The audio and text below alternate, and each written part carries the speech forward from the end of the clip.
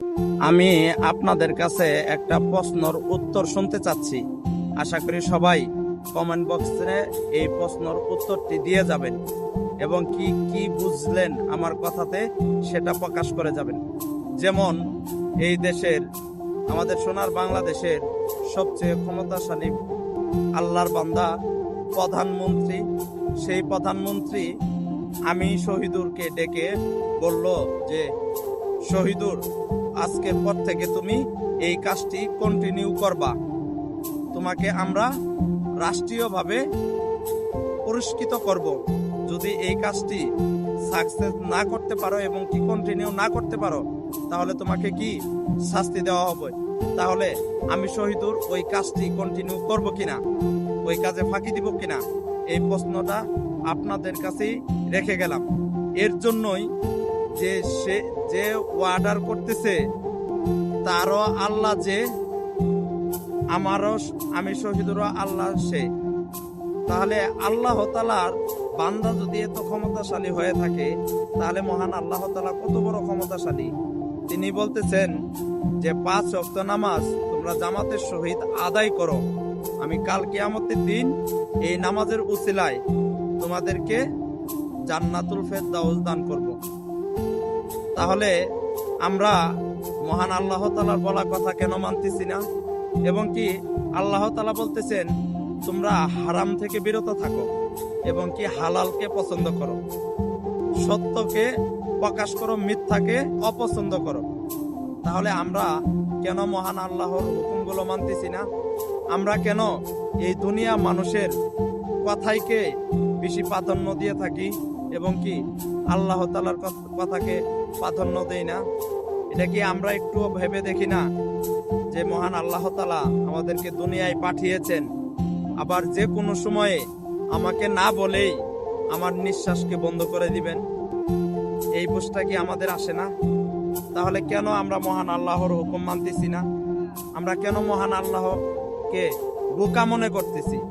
কি এরকমটা মনে হচ্ছে না যে আমি আল্লাহর কথা মানতেছি না, আল্লাহর বলা কথা চলাফেরা করতেছি না, তবুও আল্লাহ তাআলা আমাকে কিছুই করতেছেন না? আল্লাহ তাআলা কি বোকা? আল্লাহ তাআলা আপনাকে আমাকে অনেক পছন্দ করেন, অনেক পছন্দ করেন। একজন মা একজন সন্তানকে যতটুকু ভালোবাসেন এর 100 গুণ বেশি মহান আল্লাহ তাআলা ভালোবাসেন। তাহলে সেই মহান আল্লাহ তাআলার কথাকে আমরা অমান্য করতেছি, আল্লাহ তাআলা যেটা নিষেধ করতেছে আমরা সেটাই করতেছি। এবং কি যিনি আমাদেরকে কাল কিয়ামতের দিন সুপারিশ করবেন, আমাদের শেষ নবী হযরত মুহাম্মদ সাল্লাল্লাহু আলাইহি ওয়াসাল্লাম, আমরা তার বলা কথাগুলোও মানতেছি না। যেমন আমাদের নবী বলেছেন তোমরা আমার পন্থা চলার চেষ্টা করো এবং কি আমি যে হাদিসগুলো রেখে যাচ্ছি সেগুলো তোমরা বেশি বেশি মানো, আমার রাখা সুন্নত, আমার বলা সুন্নত তোমরা আঁকড়ে ধরো। কাল কিয়ামতের দিন আমাদের শেষ নবী হযরত মুহাম্মদ সাল্লাল্লাহু আলাইহি ওয়াসাল্লাম ওই আল্লাহর বান্দাকে সুপারিশ করবেন না যার মধ্যে কোনো সুন্নতি পাবেন না। তাহলে কিভাবে আমাদের বয়স 30 বছর, 40 বছর, 50 বছর হয়ে যায়, আমরা দাড়ি রাখি না, নামাজে যাই না, মিথ্যাকে বয়কট করি না, সত্যকে মিথ্যা বানিয়ে বলি, মিথ্যাকে সত্য বানিয়ে বলি। আফসোস যদি আমরা এখনো না বুঝতে পারি, যে সময় মরে যাব সে সময় আমাদের বোঝার ক্ষমতা থাকবে না। আমাদের চোখের সামনে কত আল্লাহর বান্দা এই দুনিয়া ছেড়ে চলে যাচ্ছে, তবুও কি দেখে আমরা শিখতেছি না? প্রত্যেকটা আল্লাহর বান্দাই মরার পরে আফসোস করতে থাকে এর জন্য যে আমি কেন দুনিয়ায় আখিরাতের আমল কামাই করলাম না এবং কি নিজে ভালো মতো আল্লাহর ইবাদত করতে পারলাম না।